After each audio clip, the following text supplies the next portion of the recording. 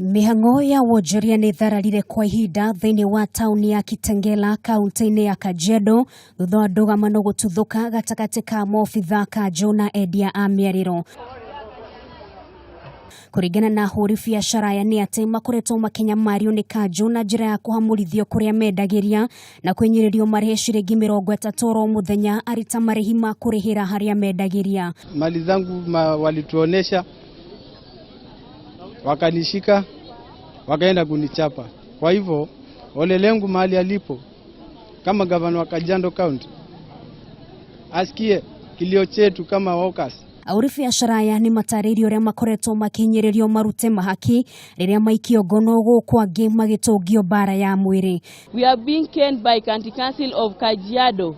Tunachapwa kama watoto but hatujui wanataka tuende tukauzie wapi. Sasa from today onwards we want County Council of Kajiado to show us where to go because all of us are Kenyans. Jackson Parut ni umwe wa ahũri biacara taũni-inĩ ĩno na nĩ atarĩirie ũrĩa ekorire hatĩka-inĩ thutha wa kũhithũkĩrwo agĩtwarithia na mbere mĩhang'o ya kwendia marigũ, biacara ĩrĩa akoretwo akĩruta kwa ihinda iraya. Kwa watu 20, kwa watu kati ya watu 20 wakanitoa, ndio wakaenda kunipeleka kwa ofisi wakanichapa. Hakuna kitu wameniambia nimefanya makosa gani, wajanishika na kurubaro wameacha hapo, sasa wakanipiga.